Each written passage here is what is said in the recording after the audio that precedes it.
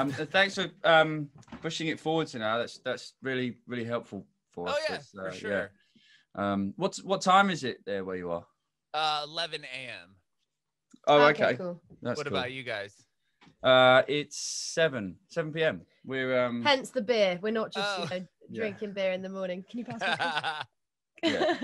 No. Well, it would be okay if you drank beer in the morning. Yeah, that's fine. Yes. It's 2020. Anything goes, right? Right. Totally.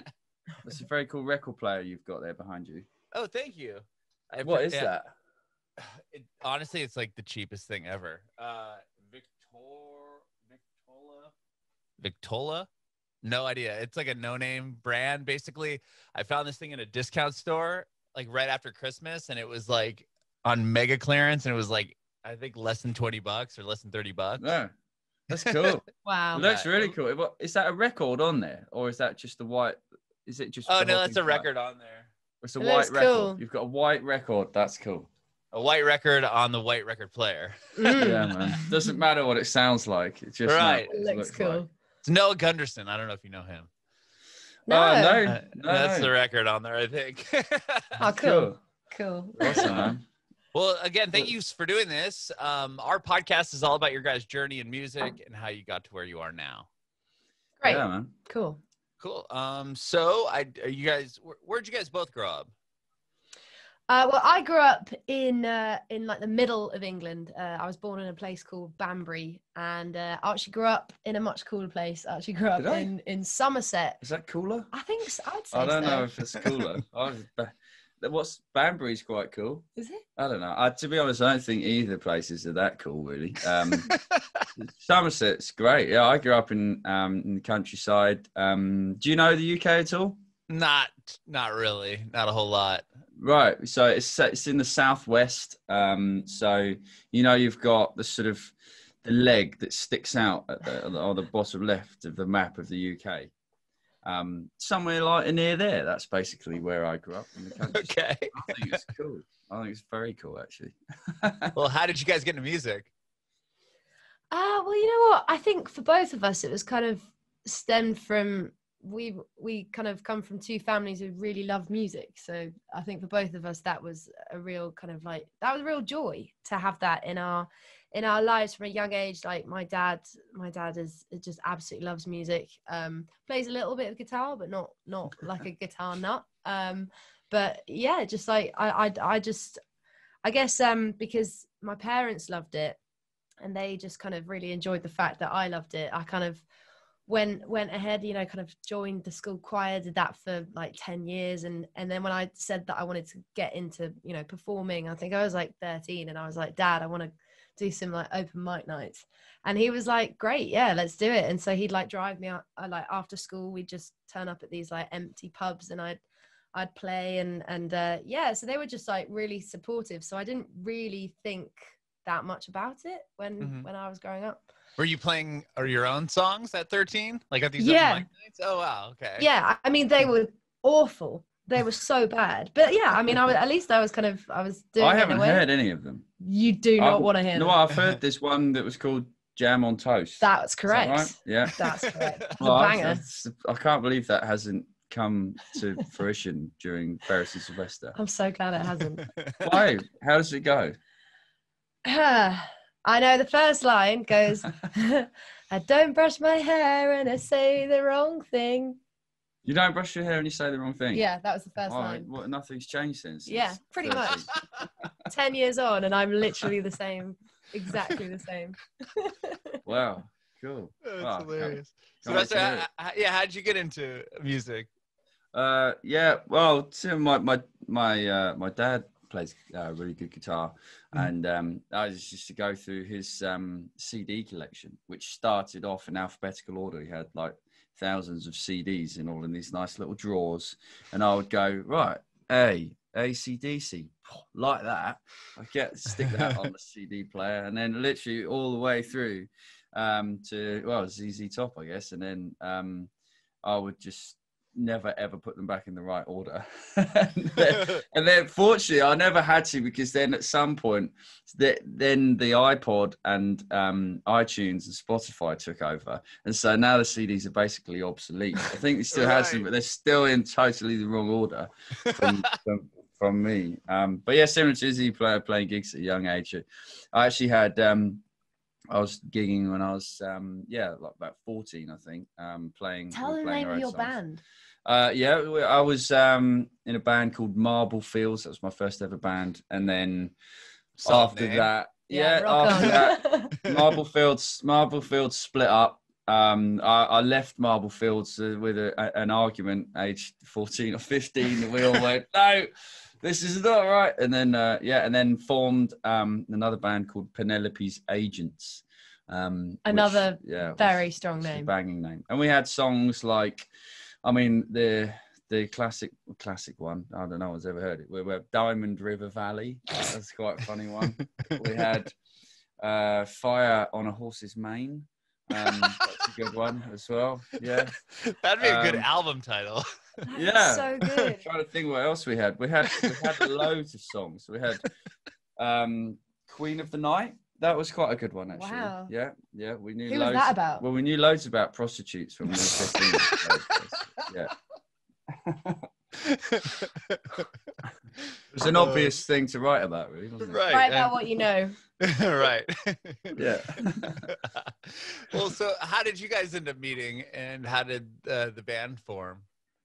Well, we both moved to London as solo artists, and kind of we were both on the gigging circuit in London as solo acts, and there's a bar in the north of London called Spiritual Bar, and it's like a blues folk joint, and it's very small. It's like a really tiny place, but it has music every night. It's got a great vibe. You can go in there on your own and come out with a bunch of new friends and a bunch of new favorite bands. It's really cool. And so we were playing there, and it kind of took us a while to meet, because I was very much like a folk artist, so I kind of play on a Wednesday or a Sunday, and Archie would be playing at like midnight on a Saturday, and he was like the blues, the kind of blues king, and so I knew who he was like really early on from going there and meeting everybody. But it took us like 6 months to meet, and obviously, and then when we did meet, Izzy pretended that she didn't know who I was. Naturally, obviously. Yeah. I played it super cool. I was like, oh, who are you? Oh, you're Archie who? Not that I was like a big name or anything like that. Just funny, because when we got to know each other a bit more, I stumbled across a CD of mine, an EP that in my flat that Izzy had bought. Yeah. He was like, "What?" He was like, "Why do you have this?" I was like, "I have no idea." Do you remember buying it, or you really don't remember getting it? No, I remember completely. It was the first time I'd gone into Spiritual Bar. In fact, I was recommended to go there because I'd done some awful shows. I just moved to London. I had no friends, and I met Jade Bird. I don't know if you're familiar with her music. She's doing great things at the moment, and I was like, you got to help me. Where do I go? And she was like, oh, you should go to this amazing place. So I went there, not knowing anybody, and I asked the barman. I was like, who's really good here? Like, who should I come and see? And he was like, oh, you should come and see this guy. And I instantly bought the CD. Oh, okay. And then so I remember it really, really clearly, and I loved it. But naturally, I was playing it super cool. Super. Yeah. So after you guys met the first time, what happened next for you guys? Well, we met. Well, as you said, it took us a little while to meet, and then eventually we did, and we did some writing. We were both doing our own thing, and we ended up doing some writing together because I loved. He had great lyrics, really very raw, honest lyrics, which is very difficult to do as a songwriter, and I was very much trying to work along the same sort of lines. And I said, I think that we're trying to do something similar. already. Do you want to maybe let's see what happens if we try and write something together? And so we did, and we really enjoyed it. And then we eventually took, actually didn't take very long, maybe a couple of months later, we stumbled through a few songs, and we took them to see a producer that I knew called Youth, who's an amazing producer in the UK. He's worked with all sorts of people. The Verve, Wow. Urban Hymns. He did Crowded House. He's done. He's worked with Paul McCartney. I mean, so he's a guy that we were gonna sort of listen to, and he'd been a sort of he's been a kind of mentor, and he sort of mentored me before Issy and I met. And when I say mentor, what I mean is I used to go and play him songs, and he used to tell me how crap they were. But then in a sort of constructive criticism way, eventually. And so Issy and I went, and I said, "Look, Youth, do you want to hear the stuff Issy and I have been doing together?" It's and I bumped into him in at a festival in Scotland, and that's where I saw him. I was in Edinburgh doing a session gig, and said, "Oh, Youth, yeah, we've got this new thing. It's Johnny. What did I call it?" I was like, "He's like, what is it?" I was like, "Well, it's like Johnny Cash and June Carter with bollocks." And he was like, "Oh, great. Yeah, I'd love to hear it." So then we went and stumbled through, and to our surprise, he said, "Yeah, I really like this." And I don't know where I came out with that from, because I don't think it could be further from being anywhere near accurate at the moment. But you know, things develop. And then Youth ended up recording our first EP, and that gave us the confidence to continue as a duo. And so Rest here we is are. history. Yeah. So he recorded Made in Streatham. He recorded that record, or no? Actually, it was an earlier record that I don't know if that's actually online. I think it maybe is on YouTube. But they were like really, really early day songs, which we're still really proud of. There's a song called Save Yourself and a song called Berlin. And yeah, they're kind of really early Ferris and Sylvester songs.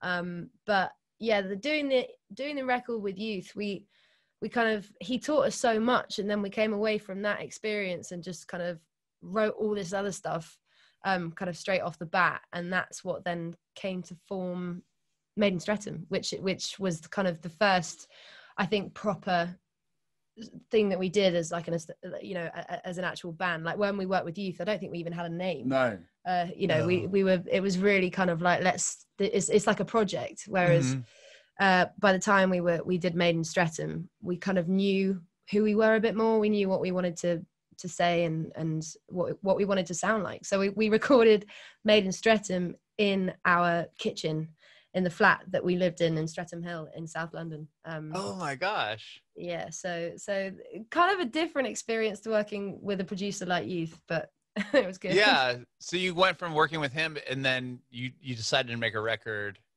on your own. That's cool. Yeah, pretty much. Yeah, it seems a bit stupid when you say it like that, but it felt like the right thing to do at the time, and we're really proud of it.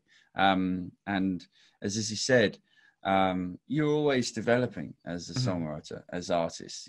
It's important to keep developing. Otherwise, you're going to get bored of it if you keep doing the same thing. People listening to it are going to get bored of it. I think it's a journey. It is. It's really important to push yourself as a songwriter, and we just fancied having a go at doing that, and so we did. And we listen back to it now, we are very proud of it. There's things that we hear and go, "Oh, we probably would do that slightly differently now," but that's fine. It captured a moment in time, and that's also another important thing about recordings. That's why recorded music is so special, because it is that moment in time.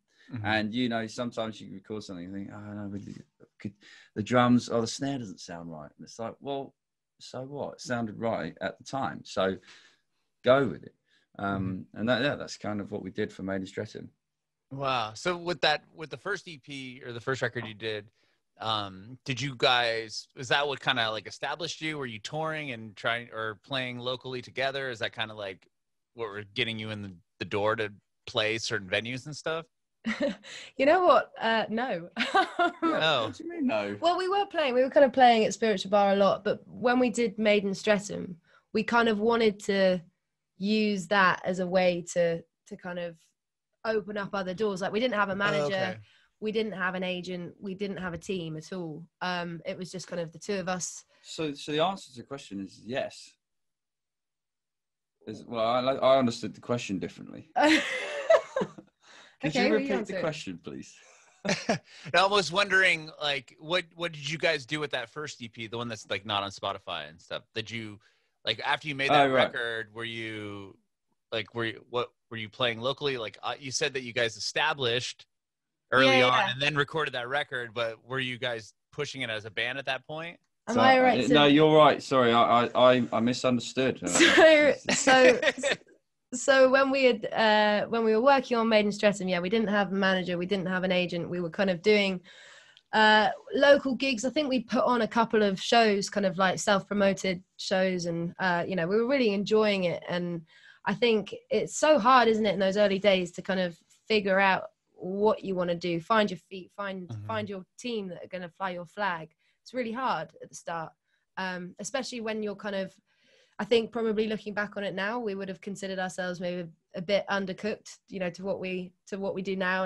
And so you kind of have to meet people who have that vision, who can see that potential in you. And so we recorded Made in Streatham at home, and within that whole EP campaign, I think it was like we released a couple of singles and then it came out as one thing. And in that time we met our manager, who we still work with today, and we put on a show, again, like totally self-promoted, in a venue called Batty Art Centre in London. And it was like a huge deal, at the time. It just felt huge. And to be self-releasing this project, but it did what we wanted it to do, I think, because it kind of got us our core team. We met our manager, we met our agent, we kind of formed a relationship with with Spotify, and they really gave it a good push, and we were just so grateful. And did some really cool radio stuff. It was a really kind of special time. And so I'd say it was, if we were going to pinpoint it, that EP was sort of the starting point. The turning point. Yeah. That's a good way to describe it.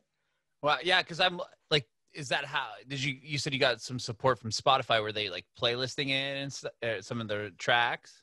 Yeah, at the time I remember, I'll probably never forget, we were so the last track on that EP is called London's Blues, which has I think it's probably our most popular track still. And yeah, it almost has 2 million plays on Spotify. I'm looking at Spotify right now. Right, yeah. It's crazy. Yeah. Yeah, I think so, yeah. And that one we nearly didn't put on the EP because we were like, it's a little bit different to the others. Maybe we'll save it, or I don't know. Do we like it? Don't know really. I think it's quite good. Not really sure.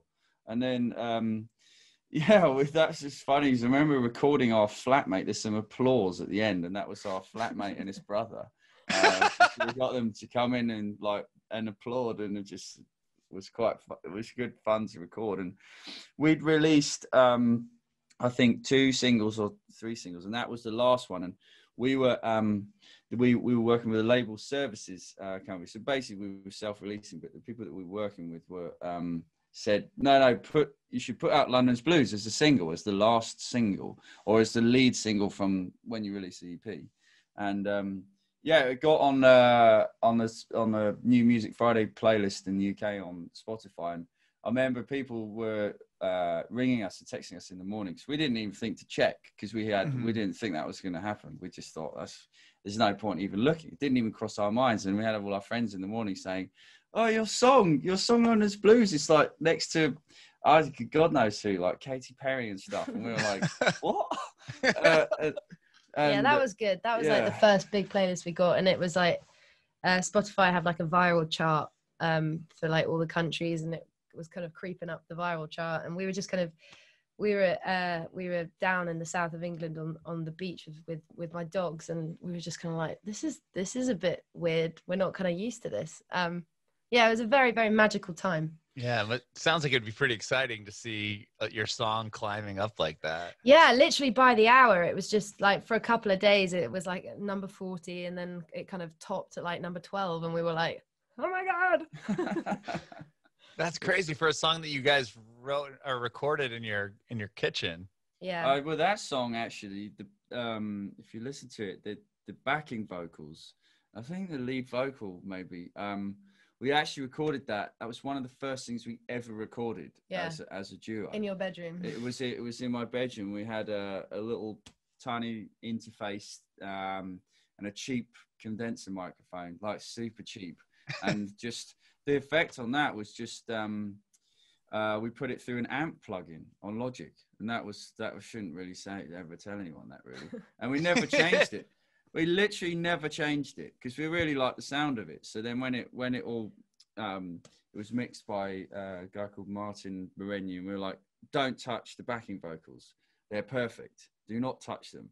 So that's the sound, and they've never, I mean, you can't, too late to change them now, but yeah, just it's the most budget way of recording it. But we obviously, it just goes to show sometimes it's not important what the microphone is, you just got to capture something, capture a performance or the vibe. And yeah, I mean, it was kind of an accident really. That's interesting. I've heard that, and sorry, excuse me, before, where an artist said, I can't remember exactly who it was, but they one of their biggest songs was like something like that. Like they recorded on their iPhone, and then it like became this huge thing. I always think that's interesting. Like you said, it obviously doesn't really matter what tools you're using to record something, as long as it sounds good or good enough, people enjoy it, you know. It's totally right. The best microphone that you can use is the microphone that's nearest to you. I love that. That's perfect. So from that Spotify, you know, buzz and all that going on, were like record labels contacting you at this point? Like what happened from the success of Spotify? Well, we've kind of always released on either, we kind of kept releasing through our own kind of little label that we created called Archie Records, and then for the past year we've just released with like a little label in the UK. But I mean, I think it's just really, really difficult. It's always a difficult balance, because I think once you're kind of making the music that you want to make and you're blinkered, and by that point all we wanted to do was get out on the road. That was our focus. Like we wanted to get an agent and we wanted to get our diaries booked out, and that happened. It was great. Like we were kind of from that January, I mean, we did, just after we got the New Music Friday thing, we supported like George Ezra on one of his dates. Like literally it was like, can you do this tomorrow? And we were like, yeah, great. It was a really exciting time. And then after that, it just kind of, we just did a year of supporting people. We didn't really do our own shows. We just were on the road, and that was the aim, really, for that part of it. And I think because we also felt like we were still developing, you know, it's always kind of difficult, isn't it? Because you're always wanting to get better, or I think we felt like we had growing pains for a bit, because we were writing all the time, and like even when our song Better in Yellow came out, which also did pretty well, but it felt like that we'd done that so long ago, and we were kind of focusing on some more kind of blues and darker and deeper stuff. And so, I mean, so the live thing was our focus. And obviously, and that kind of happened for a couple of years, and now that's grounded to a halt a little bit right now. And so we're kind of back to just writing all the time, which is really nice. It's just like, I think that actually in some ways this year has been what we needed, because we just had a lot of writing in our system, and sometimes not enough space to do it all, you know. Sometimes you need to have that like mental space to just to get it down. We got so used to like writing in the back of a van and recording vocals in hotel rooms and during a sound check and stuff. And so that's been the positive thing to come out of this year. I feel like we're kind of, in a way, we're back in our kitchen in Streatham. It's kind of done a loop. Sure. Yeah. When you were talking about touring all last year, were you on the road when like coronavirus hit? Yeah. Well, yeah, Oh, wow. we were we were touring around Europe basically until the UK went totally into lockdown. I think the tour actually finished less than a week before it was complete lockdown over here in the UK. I don't know when. I know the timings were just slightly different all around the world, but You're right. it was Like mid to end of March. March, yeah. Yeah. Right. And, Wow. yeah. Did you notice any, like, I've talked to other artists that were on tour and stuff when it was happening, and they noticed kind of right before the lockdown happened, their shows would either, be sold out, or they'd sell a lot of tickets, and then the room would only be like 2/3 full, or they noticed people kind of dwindling off, even if they sold the tickets. We didn't.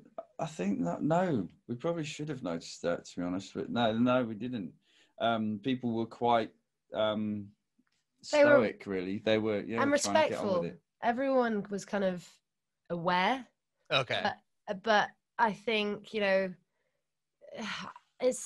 it's really hard because, like, looking back on it now, it's like we shouldn't have been up there and they shouldn't have been in the audience. But we did, nobody knew at that. No one knew, and actually, I'm so glad in a way that did happen, because those shows were like full of joy, like for everybody, for us on stage, and the audiences were amazing.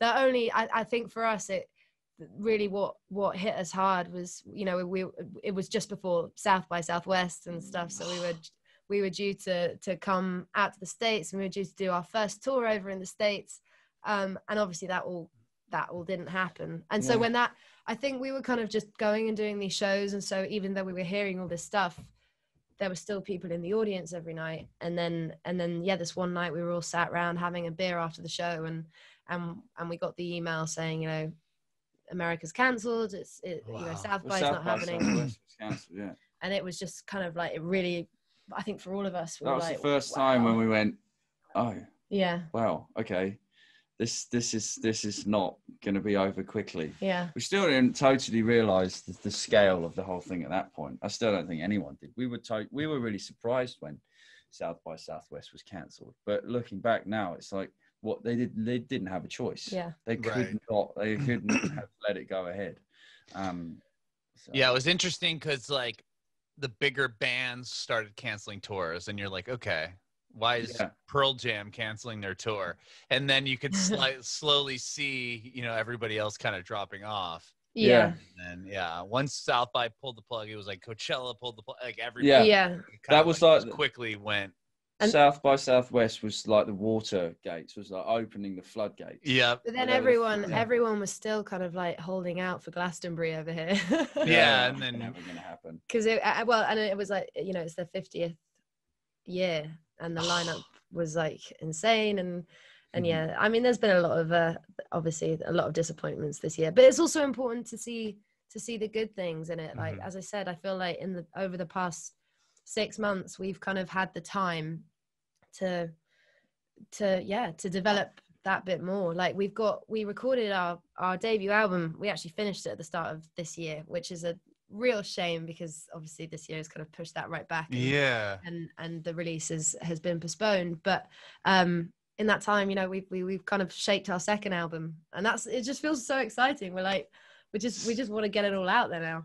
So I Should Be on a Train, that's going to be the new EP. Is that an EP, or is that the record you're talking about? That's the EP. So the idea for the EP, I Should Be on a Train, was, as he said, we were writing for the second album, and we were writing, right in the middle of lockdown and recording. We've got a little studio here, and we realized that what we were doing was completely joined to the hip with the time that we're in, and it's much more relevant right now than to wait to God knows things. We don't even know when the first album is going to come out. So so you have a record that's done. Yeah. Okay, that's where I got confused. Okay, so you have a record that's done and it's just waiting. Yeah, right. So that's kind of. But then, this EP, when we first started writing, we probably imagined that these songs would be for a second album, a potential second album. And then I said, we realized that they're relevant now. Yeah. And, we were really proud of them and really happy with them, and felt like, if we don't release them now, it would be really strange. It's important to acknowledge the situation that we're in. So let's put out an EP. And that it all came together really quickly when we realized that that was what we wanted to do. We were like, yes, right, okay, let's do it. Yeah. So we just pushed go, and it's been really exciting, really interesting to release music in this time. It's been really strange. Certainly something that we've never done before. No one's ever done it before, but we felt like we had to, as I said, we were really proud of them, and we had to do something. We felt like, maybe they're an important snapshot of what was going on, certainly for us in that time, and maybe they'll mean something to other people as well. So that was the idea. So this whole EP is all songs that you guys wrote and recorded during the quarantine? Yeah. Wow. Which is really nice. But we're like so excited now to kind of revisit those songs that we recorded for the album, because we kind of haven't, we mentally had to put it to one side because it was so disappointing at the start. But now it's kind of like we're back onto, album planning, and it feels really exciting because we've released, enough music to make up an album, but we still haven't released our first album yet. And so that just feels like quite an exciting time. And with this new EP, you said you guys recorded it in that room you guys are sitting in right now, or that? Yeah, here it is. Yeah, this is where. Yeah, it was all recorded. We did during the middle of lockdown. Some of the drums were tracked in a different studio. So the drummer has his own studio, and he tracked the drums there, and then he would send them to us, and then we import them into the project. We did the same with some cello. Although some of the drums are played by Archie in our living room. Yeah, well, yeah, and that, yeah. I mean, we were chatting. We were chatting to lots of artists that have been doing the same thing. You force, what it has done, this whole C word thing is forced artists is going to find a way to be creative, because that's what they're all about mostly. And so you can't go to the big studios for a bit. So you find another way to do it. And that's been really interesting to watch, really exciting. In some ways, it's been really exciting. I mean, don't get me wrong. We are totally ready for things to get back to normal and be able to tour again. Sure. But, it's we're trying to make the best of the situation, because I think it's important to try and do that. Totally. And what about like live streams? Are you guys doing anything like that to kind of get the music out there? Yeah, I mean, we've done a lot of live streaming. We started by doing like Facebook live streams every Friday night, which was amazing. But we did that for the first 2 months, and then it started to get quite sunny. And the clocks changed, and we thought it's probably good to do like a series. And it's funny, they slightly eased the lockdown. And then they started easing the lockdown, so we were like, okay, we're gonna give this a little bit of a break. But then we were kind of doing other live streams like here and there. When we announced the EP, we did one. Actually, we went back to Spiritual Bar, which is, of course, it's still closed, but it's where we met, and we were like, it would be really great to do something there. But yeah, we've people are wanting to connect, and so actually that's been a really important part of the last couple of months. And actually, because it's it's getting really dark here, we've just spent a day in the rain. England is becoming cold again, so I think we're gonna I think we'll probably start up again doing what we were doing last time, which is Friday night, 8 o'clock, get a drink, get together on like Zoom with your friends and screen share. That's what quite a lot of people were doing, and it's just really nice to hear people's stories. Like, we were just it was quite nice to connect with a lot of people who just were either commenting on the live streams or chatting to us afterwards. And it's actually been a really special thing to be a part of, I think, the live streaming world, because it's actually a really positive place. People are there because they want to be entertained. They're there because it's the new way to kind of communicate. But what it means is that you can connect with people literally all over the world. And that's kind of really exciting. Like, we've spoken to so many interesting people that are, yeah, literally all around the globe. And it's like, we wouldn't have done this if you know, had we been touring all the time. Yeah, and I think it's cool too. Like, not cool, the whole thing isn't cool, but like something to benefit from is like, excuse, like you guys doing a live stream, like probably in where you guys are sitting right now. So like, Yeah, as fans, we get to, you know, get a look into where you guys live and like your lives. Like, oh wow, we know that you have, you know, this is where you record and perform, or this is you know our what I red mean? sofa where we write all That's our your red songs. sofa. Like, yeah, like I think stuff like that is kind of cool for people to get that behind the curtain look into the lives of some of their, you know, their favorite artists or whatever. All the mystery has gone. It's gone. Right. You can't get away with being Led Zeppelin anymore. Where you just no one knew anything about Led Zeppelin. You know, when it was sort of first coming out. Right. You had to wait to get the record to even see what they look like. Exactly. If they even put their picture on it. Right. Exactly. What are they? How can I copy their haircut? Yeah, it's just totally different now. Like the sort of the realm of the rock star. I mean, it was already gone before COVID anyway. Like right. Social media killed that. Right. Godlike rock star is just totally gone. It's a totally but now even more so. It's just it's a different world, and it's an exciting one. It's an ever changing one. It's an evolving one, and it's one that, you know, we're you know, doing our best to embrace is the right word. Yeah. Yeah. Well, guys, thank you so much for talking with me today. I really appreciate it. Thank you. Thank you for talking with us. Really enjoyed chatting with you. Where are you calling us from? San Diego, California. So we're just south of LA. Yeah. Sunny then, right? Yeah. It's like 90 degrees outside today. No. Yeah. Yesterday was 100. It's just been my so hot. God. Yeah. I know. That's good, man. It's like we tried to go for a walk today, and it was so rainy and windy and cold that we made it like 20 seconds out the car. Oh my gosh, really? Is it snow and everything out there where you guys live? It will do. It's probably a bit early, but it will, like in December, November. Wow, that's crazy. Yeah. It's so cold. What normally happens is it will snow at the most inconvenient time. Yeah. It won't snow for like a nice romantic white Christmas. No. Snow in like March when you think it's getting sunny, right. and you're snowed in. Yeah. Oh man. Well, I do have one more question for you guys. I want to know if you have any advice for aspiring artists. Well, that's a really, really good question, especially because it's really difficult at the moment. Well, and especially because we feel like aspiring artists, you know, every day we're learning as we go.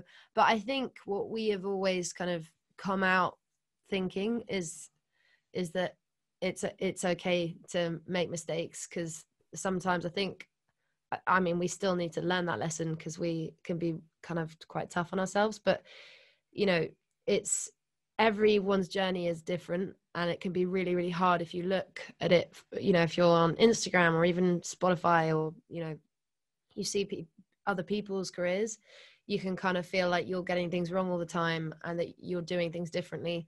But it's kind of okay to feel like that, and it's okay to have made mistakes, you know, and then and learn from them, you know, not just make them for the sake of it, but learn every day, and just keep going, like, because I'm sure every artist will agree, as great as it is, there are loads of people, industry side of things, that are going to say no to you. You know, there's loads of people that are going to tell you that they don't get it. At the start, no one understood why we were doing what we were doing. They were like, why are you doing that? Someone actually said to Archie, if you're going to start a duo, start it with someone who can sing. I mean, ouch. Wow. What? I know. Yeah. And people can be, it's a brutal place to be, but you know, we're all here because we love it. So as long as you keep on loving it and keep on doing it for the right reasons and keep on making the music that you want to make, you know, it's like a muscle. You kind of strengthen the rejection, and you grow from every mistake. But it's so important to love it, because otherwise, you know, what's the point? So make sure you're making the music that you love. I love that. Well said. Anything to add, Archie? Well Easy, said. Dad. Well said, but just no, I think as he said it really well, actually. Be yourself. Be yourself. There's so much nonsense in the music industry, and yeah, you should try and see it for what it is sometimes. Back yourself. You really have to back yourself. You're gonna, as he said, you've got to learn to deal with rejection. That's part of it. Just keep your head up, keep going. Bring me a bad